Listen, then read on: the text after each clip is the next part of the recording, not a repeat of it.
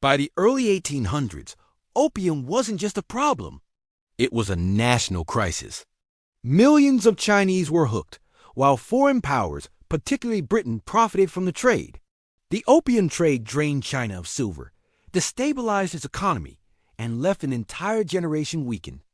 But who would have imagined that a single determined official could ignite a campaign that would eradicate opium almost entirely? Opium had been introduced centuries earlier, but it exploded during the 18th and 19th centuries as British merchants exported massive quantities from India. Addiction soared in urban centers and rural villages alike. Families were bankrupt, labor productivity plummeted, and social unrest surged. Historians often call it the first modern drug crisis. Enter Lin Zexu, a high-ranking Qing official. Known for his strict moral code and fierce dedication, Lin refused to accept the status quo. In 1839, he famously confiscated over 1,000 tons of opium from foreign traders in Guangzhou. This bold move triggered the First Opium War, but it also set a precedent. The Chinese government would no longer tolerate the poison destroying its society. But Lin's actions were just the beginning. What happened next would shock the world and redefine anti-drug strategies forever. China's anti-opium strategy wasn't just about arrests or punishments. It involved a multi-layered approach. Government decree and legal reform. Opium became illegal, punishable by harsh penalties. Mass confiscations and public destruction. Opium stockpiles were publicly destroyed, a dramatic demonstration to the people and foreign traders. Public health campaigns. Officials promoted alternative crops and livelihoods to replace opium dependence. Education and moral persuasion. Widespread awareness campaigns emphasized the social, economic, and health costs of addiction. Resistance came from all sides. Opium traders and addicts fought back, and foreign powers retaliated. Yet, despite immense pressure, the Chinese government's unwavering stance and coordinated public campaigns began to show results. Addiction rates began to drop, revenues from opium collapsed, and public morale slowly recovered. But even with these victories, a hidden threat remained, one that would test China's resolve like never before. China didn't stop at enforcement. Long-term sustainability was key. Farmers were incentivized to grow alternative crops like tea, cotton, and grains instead of opium poppies.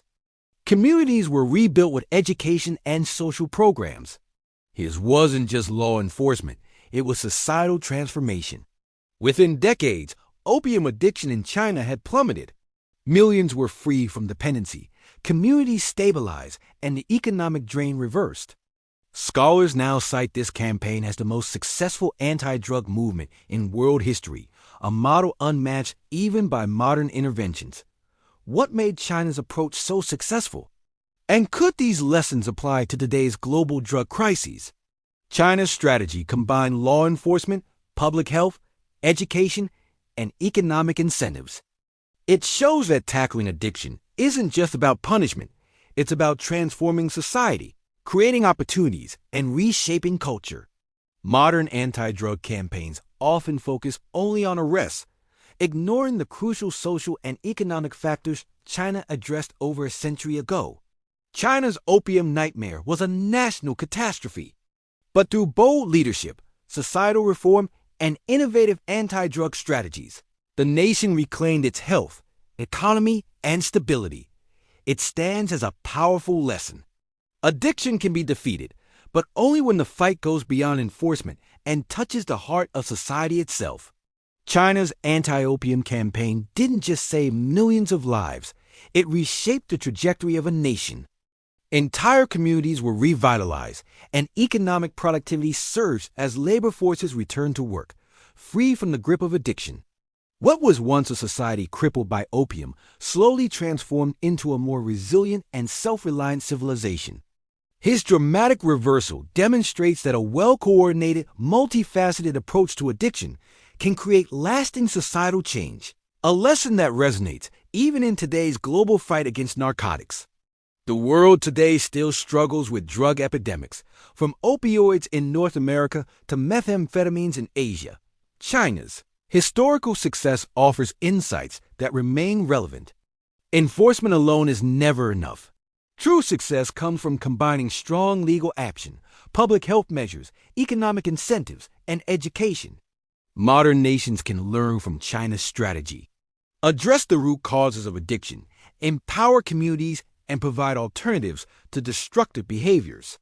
History shows that comprehensive, society-wide solutions are the most enduring.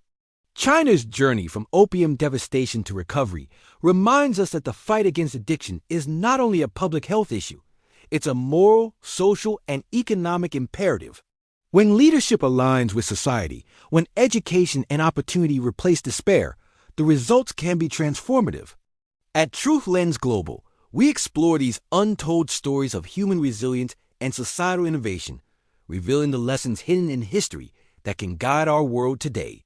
Subscribe now and join us as we decode history, one truth at a time, uncovering the strategies, decisions, and sacrifices that shaped our modern world.